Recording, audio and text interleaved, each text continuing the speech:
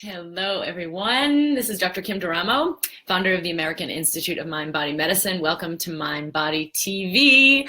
I'd like to welcome everyone who's here live, and certainly love hearing where you're tuning in from, and welcome to everyone who's listening to the recording. I know there's a lot of people who go back and listen later on, and thank you for tuning in. It's always so exciting to do these broadcasts.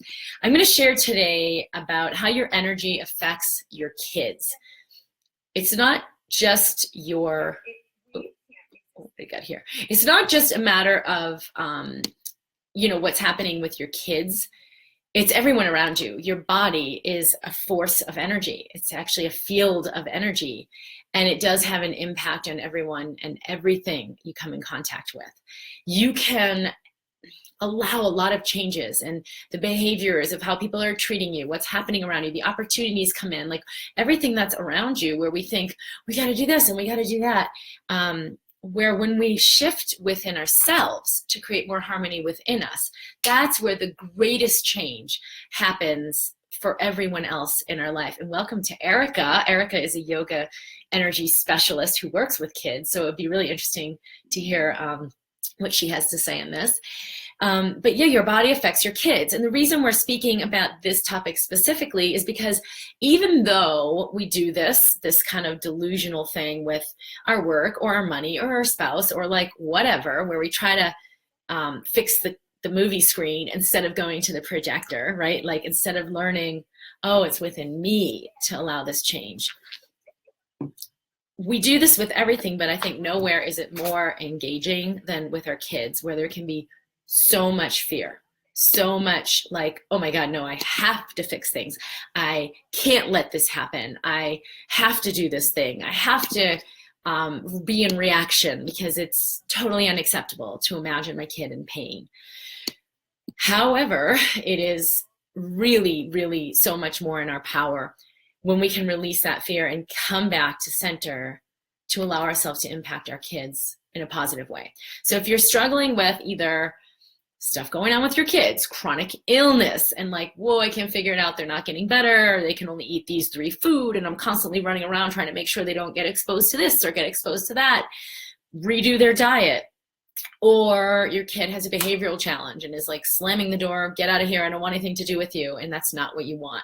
Or your kid's suffering from anxiety, major piece that I've seen for almost universally when adults, parents are working with me, that they'll say, those who have kids, oh my God, I can't believe the change in my kids. My kid doesn't have anxiety anymore. My kid doesn't need medication anymore. My kid doesn't have a behavioral problem anymore. My kid doesn't have chronic abdominal pain anymore. Just as a result of what they have allowed to release that they were holding, what they've released energetically. So totally different way of approaching this. And yes, I have a lot of compassion, especially because I'm a parent too, of how much fear can come up that really does have you think, no, I have to be in fight or flight. I have to fight for my kid. I have to fight for this. I can't let this happen. And it ends up just being kind of a craziness. So are you willing to let yourself come into greater harmony for the purpose of serving your kid? Or really anyone else around you that you love, allowing the change in any of the circumstances you're dealing with that are bringing up stress or struggle, or you're seeing this other person in pain. Okay, so take a deep breath.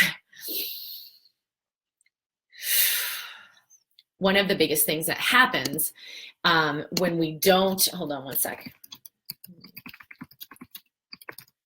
I want to make sure this is working okay. One of the biggest things that happens when we don't, let ourselves come into harmony is that we stay engaged in the delusion of fear, the delusion things aren't okay, the delusion I have to do more. And it actually pushes our kids away because it's sort of a message like things aren't okay. And even if what they're going through is bringing them into greater harmony, they have to now resist it because it's like causing a problem for you. And so instead of just moving through whatever that anxiety or fear or physical thing is very fluidly, they could stay stuck there for years. And now it's this like problem we've got to deal with because of the resistance that's being created. And so the biggest way that we can assist our kids is actually by coming into alignment with ourselves. totally different formula than most of us have been given, like them first. My family is the most important thing. I have to do for my kids. I have to do for everyone else. So whether you're taking care of your parents or kids, or even if it's in your work, I have to do this for everyone else first. And this idea that it's selfish to like tune into me as a primary, tune into me first and foremost, tune into me as a way of contributing to others. It's like, no, that's selfish. So we tend to have the combination backward. And last week I talked about, when we talked about your passions and like putting the big rocks in first, if you missed that Mind Body Live, it was awesome. It was an awesome episode because it helps us really connect in what fills and fuels me, and then let myself contribute to others from the outpouring, the overflow, rather than the opposite. And that's what we tend to do with our kids. Well, I'll get to what I need after they're okay, which is like never going to happen as long as you're depleted. So I'll be able to do for others once, I'll be able to do for myself once I've got this, and this handled. And so your kids end up not only seeing you choose depletion, seeing you neglect yourself, and seeing you act like a crazy woman or crazy person because you're depleted and not getting what you need. But the fact of the matter is their energy system entrains to yours. So maybe a year ago, one of the people in my business who was assisting with our tech stuff, hi everybody who's joining, great to see you here. She told me, well, I can't get work done because my nannies didn't come, and this one, she's sick, or this happened or that happened, and my 2-year-old just won't let me get anything done. And what happened was her 2-year-old, and I'm not saying you're going to get 8 hours of work done and watch your 2-year-old at the same time, but you can get 15 minutes or even a message to say, I'm not going to work today because my nanny didn't show up. This woman was so overwhelmed. She was in like total craziness because her 2-year-old was so quote unquote needy and so demanding and so like crying and on it, and she couldn't have a minute.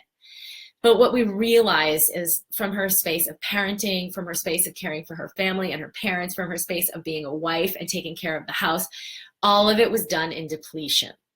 So what this does is it like aligns your energy system. Instead of connecting to source, like I receive all that I need and I let myself contribute from that space. It's like, okay, I'm disconnected. I'm in go mode. I'm in fight or flight, right? Disconnected from source, but I'll get back connected when I get over or put out all these fires. So your system is like the only thing you can get is from other people or from, someone gave me a gratitude that they appreciated. Finally, they appreciated what I did. I've been working so hard. And it's like a little crumb. It's never going to be the completion of the abundance you can have when you're fulfillment, when you're connected and aligned, connected with source. So then you end up just like, constantly depleted, and your kids' energy system aligns to your energy system. So they are not connected with source. They are not connected with that alignment. They are not resourced from the infinite flow of life that's here to contribute to them. And then like you're there to kind of assist them, support them, and take care of their needs. It's the opposite. This child was like, Mommy, you're my source. Mommy, you're my source. So always needing her mom to be totally on it. And as soon as we shifted this inner alignment, she wrote to me the next week and was like, I honestly can't even believe this. It's a different child. She really allowed herself like, yes, I allow myself to connect first and foremost and receive all I need.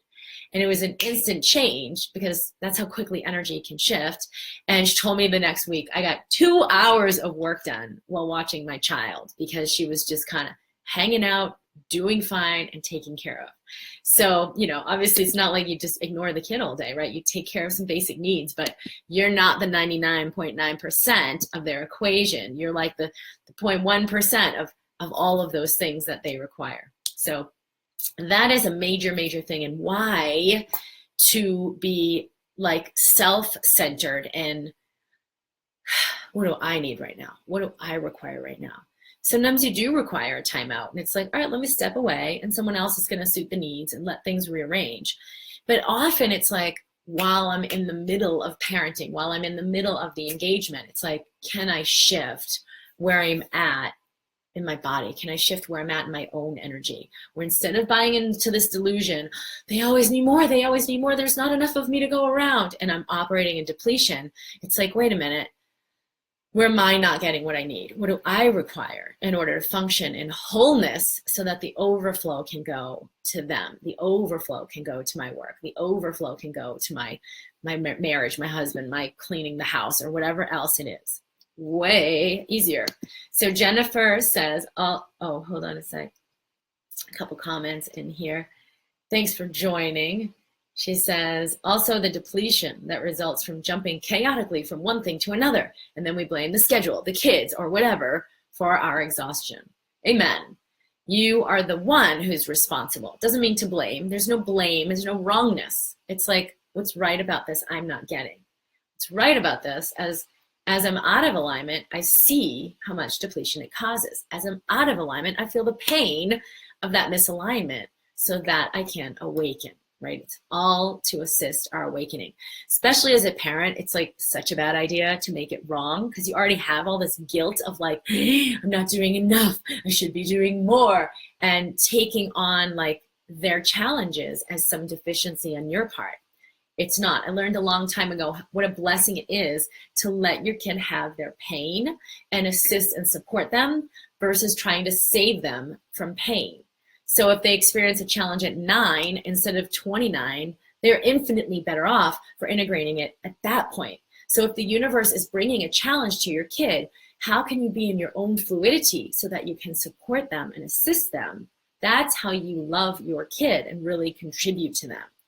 When we parent from fear, it's the opposite. We're trying to save them from pain. We're trying to save them from what could be their greatest life lessons. And again, it's like, I'm trying to be their source instead of assisting them in their own alignment with source. Erica says, I love the subject. Totally right on, Kim. If I am in anxiety or stress, my son immediately reflects this. He is the barometer of where my energy really is, even if I think it's different. The same thing happens if I'm teaching a group of kids and I'm not fully connected with my own nature. I am a big proponent of showing your children how important self-nurturing is. Yeah, and it's because this self-nurturing, we think of it as like, oh, I'm going to take a bath. Oh, I'm going to take a massage. Okay, great. Well, I don't need any of that. I got to do this parenting thing. Self-nurturing is the like doing the thing that gets me aligned with source, that gets me in that ideal energetic alignment instead of the misalignment that always creates chaos in my life and will limit what my kids can receive from me. So if you really want to be a contribution to your kids, this is the number one most important thing that you do within yourself. For those of you who are interested, I do have a website called tappingkids.com. And there are some free resources in there to kind of go deeper into this and give you some ways of releasing what you're holding that's keeping you engaging the drama that kind of prevents your kid from getting what they really need. So tappingkids.com is an awesome resource. I'm super proud of what we have there.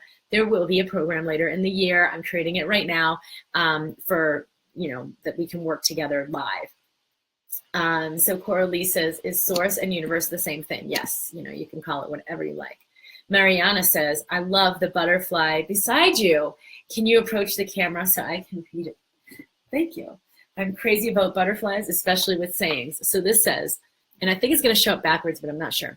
The future belongs to those who believe in the beauty of their dreams. I'm going to share a little bit about this because I just had a beautiful session with a private client on Skype who's in Denmark, really cool, another doctor. And one of the things that we were talking about is how when we don't really believe in, don't fully buy into this abundance consciousness. So like I'm sharing what I'm sharing with you, you're like, yeah, la, la, la, that's all nice and good, but I got real problems here and I got to stay in fight and flight and address them. And I don't have time to connect, whatever that means. I've got to like put out the fire. When we don't really buy into the awareness that, oh, as I step into ease, it waters and nurtures my whole world. It waters and nurtures my kids. I'm going to step into my own ease, whatever that looks like. If we don't really fully make that a priority, we're sort of like keeping our foot in one world, like, oh, just in case it's not, and I really do need to put out the fire, I'm going to kind of operate here, and then I'm going to do this little practice once in a while and try to operate here. It doesn't work. We've tried it. It's the fear that keeps us stuck here, and that we're feeding it and fueling the lack fueling the emergency at the same time that we're trying to put it out. Where if we really would step into this alignment with ease, right? Like take a deep breath and then let it go. Relax your shoulders. If we would do that in the midst of the quote unquote emergency, you would actually see it begin to dissolve. So try that, because the emergency is like, you don't have time to breathe slowly, you gotta go. And so we stay in the chaos and we don't see the possibility of what's right in front of us. Mariana says, oh, I already read this one. Erica, yes, okay, good, I've read these. Jennifer says, it's so beautiful to be able to stay in neutrality while your child is having a tantrum or a meltdown or is just cranky, and allowing them their space. We didn't get triggered, and then our spaciousness invites them to find their own centeredness. Yeah, so that's really the space of loving parenting. It doesn't mean you don't take their hand away from the electric outlet. Most of the things we're in reaction with are not true emergencies. It's like my kid did this thing, and you're like, you didn't listen to mommy, I can't believe you did this. And it's like, wait a minute, can I just get present? Like, my sister the other day had her 20-year-old. He has a credit card for emergencies. And sometimes it's like a burrito emergency. And sometimes, I don't think it's ever really been a true emergency. Maybe he has to pick up an Uber and get a ride home. And she's like, okay, I see these charges go through. Well, the other day she saw this hotel room booked. They're all going away to the Cape, and they're booking a hotel. And she specifically told him, do not use your credit card to book the hotel, period, end. And then she saw that this hotel charge came up on the credit card. And she's like, got really upset, but she's like, all right, let me just be in my center here. What's actually going on? And she just got curious, like, how did he miss that communication? Did something else happen that he didn't understand? Like that he was booking the hotel and his room. Like, there's something going on here. Let me get to the bottom of it, what's actually happening. So she could operate in clarity and centeredness and have a communication with her son. And so if he did just kind of blatantly disregard what she said, they need a new communication. Something needs to happen, but she can address that from clarity rather than from emergency. And that might not sound like the biggest emergency, but there's some little things like that we can freak out about because you think everything, you see it snowball, and the effect of my kid's not listening to me, they could run and get hit by a car. My kid's not listening to me, next time it could be something truly concerning. And then you're not really in the truth of the moment. So that's kind of one of the biggest things is like, where am I in my own centeredness? And can I call myself back to centeredness, right? Self-nurture first and foremost before anything that I'm doing to engage with my kid or contribute to my kid. A lot of times when a kid is sick, it's really painful to see your kids, in pain.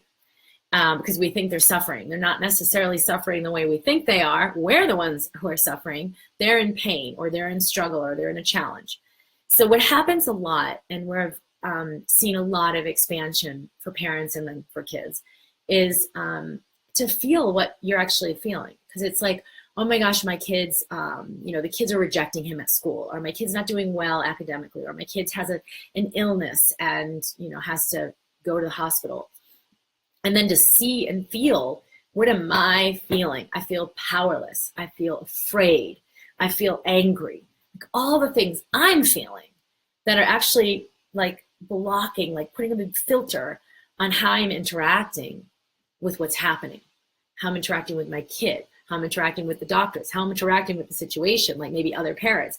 How could your kid do this to my kid, right? There's a filter of fear, powerlessness, maybe anger, frustration. And so if I can just be present to what's coming up in me, I can allow that to release. And so like, okay, I'm in harmony. What does my kid really need? You will only see that and be able to contribute that if you are in harmony. And people are like, what? How can I be in harmony when this thing is happening? That would mean I don't care about my kid. And it's the exact opposite. It's like, if I really want to show up as love for my kid, I have to have the courage to meet my pain. I have to have the courage to meet my fear.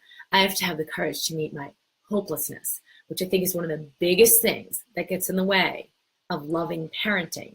Because when we're parenting, we have a huge agenda of how we want it to go. We don't want this kid to suffer. We don't want them to die. We want them to outlive us. We want them to be happy and have lots of friends. We want them to be successful and be able to create a life they really love. And that's a big agenda. And some days it might not seem like any of those things are happening. And will I go and sink into my own hopelessness or powerlessness? Or will I stay centered in my knowing? It's okay. Life is bringing this kid what he or she needs. And I can assist that to the degree that I stay in the space of love and not in the space of fear and not in the space of hopelessness, but actually release my own hopelessness so I can really be there for them. Ho'oponopono is a very powerful way to do that. I teach some on that in the Instant Elevation program. It is one of the most powerful tools I've ever learned to allow the transmutation of all these energies we hold that muck up our life. Cora Lee says, my 9-year-old daughter is constantly in fear of everything. She's always worried about everyone. She worries where her brother is and is worried about having to be where he is. If I don't answer my cell phone right away, she automatically thinks I'm in an accident. She always asks me if I'm 100% okay. How can I help her? So one of the first things I would say for this and anyone else dealing with something similar is meet that space of fear in you. Where are you afraid your daughter's never going to get better? Where are you feeling powerless to help her? Where are you feeling frustrated that you guys are having to deal with it, or she should ever have to deal with this? But a lot of it could be the fear, like, well, where am I holding fear? And the first thing is like, I'm not holding fear. I'm totally fine. I'm just got to take care of my kid. But get a little bit more aware, and you might see that there's something else within you that's incomplete. For me, it's been 100% when there's not just that there's anxiety in a kid, but there's anxiety in a kid that isn't moving, isn't shifting. They're not getting beyond it. It's a chronic pattern. Or there's abdominal pain, food intolerances, inflammation, whatever, that isn't getting better. And like, we can't figure it out. There's always something going on energetically that has to do with the energy that we're holding. Again, don't make it a wrongness, because now you're just going to buy into the delusion. It's not. It's an awakening that we're all in. Can you let this be something that assists your awakening, where you begin to see, where am I in fear? When I see my kid going through X, Y, and Z pattern, does it bring up fear for me? And can I just sit with my own fear for 10 seconds, honor the immensity of it, or the, intense contraction of it, and just really just be present without needing to react or make it go away. Gail says, what does it mean specifically when you say it's adding to my expansion? Does it mean if I demonstrate my peacefulness that it will contribute to their expansion? Yes. When you're in the space of someone, let me just draw it out a little bit. And I've drawn this in previous MindBody TV segments. But when you're in the space of another person, the energy field emitted from your body, right? Because just like every substance known to man, we are energy, physically, mentally, emotionally. There's energy that your body is holding.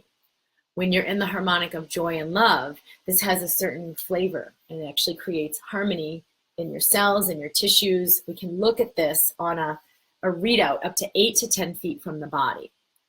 When you're in anger, fear, resentment, it's a different harmonic that's emanated. So just like looking at an EKG, we put the probes, they're not on the heart, they're away from the heart, but it can still sense the electrical, the magnetic energy of the heart. Well, there's electromagnetic energy of your body, and that electromagnetic energy is going to contribute or contract these other people around you.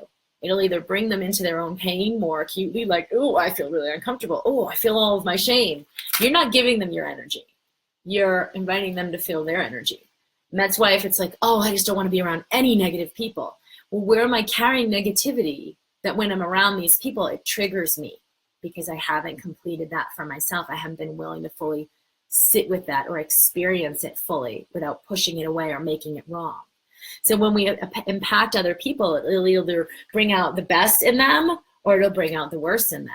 And this is so unbelievably true for our kids, who are not only affected by the field that we emit, but their energy system entrains to ours. Their energy system aligns to the pattern ours is in, especially like young kids. The older they get, they may shift into their own pattern, but still when you realign, they can have an instant realignment. Even if they're miles and miles and miles away and don't know what you're doing, they can have an instant alignment that you've connected to source and you've allowed a new a new alignment in connection with source. So I love and accept myself fully, despite all of this fear that I'm feeling right now. Super powerful. And again, in the Instant Elevation program, there's some really powerful tools on that kind of describe what's happening scientifically and physiologically and how you can play with that. And that's at drkimd.com/IEP, Instant Elevation Program.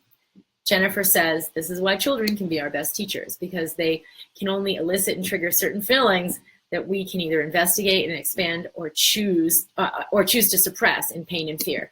Yeah, when you're parenting, it just brings up so much because you do care so much. And because I remember my mom would say, I'm a mother, I'm supposed to worry. And it's like, wow, it's really not true. We don't actually have to be parenting in fear. We can meet our fears so that we can parent in love.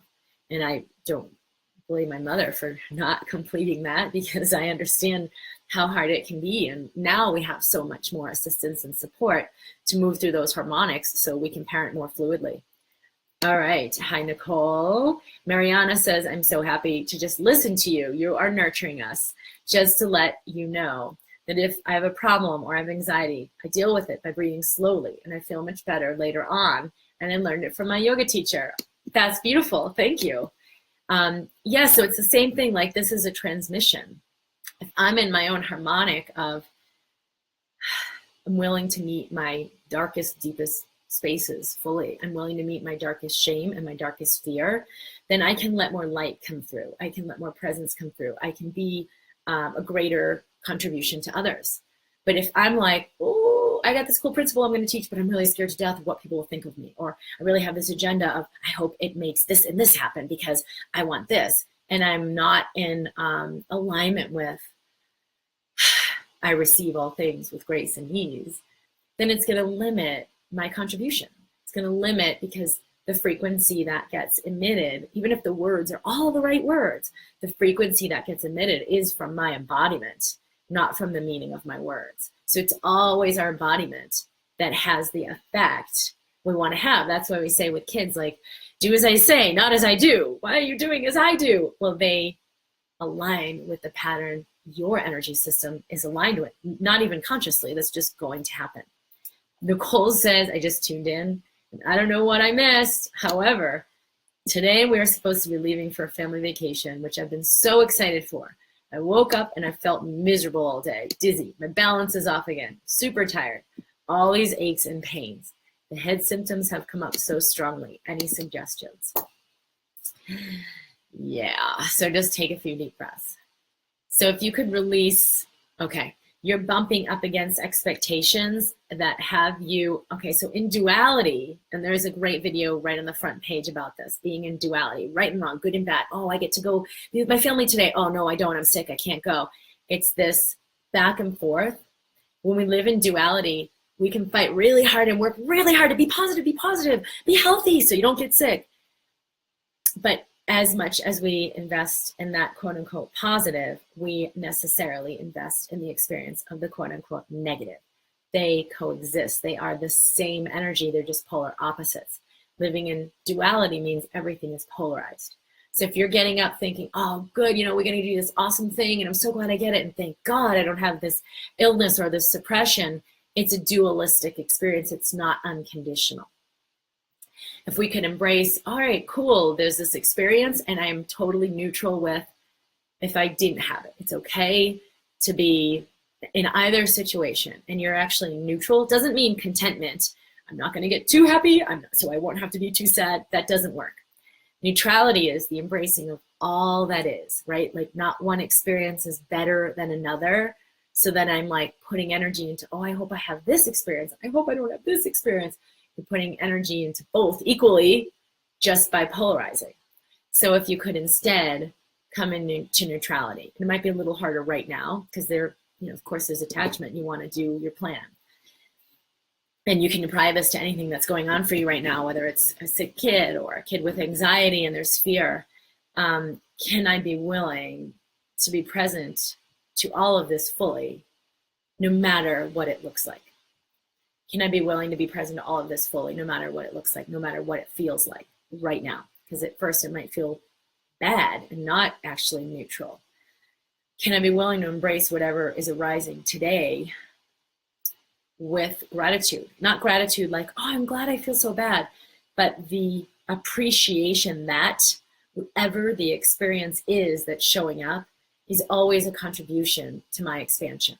Even if it's pain, even if it's, oh, I feel like crap, even if it's, I feel so guilty, like feel that guilt.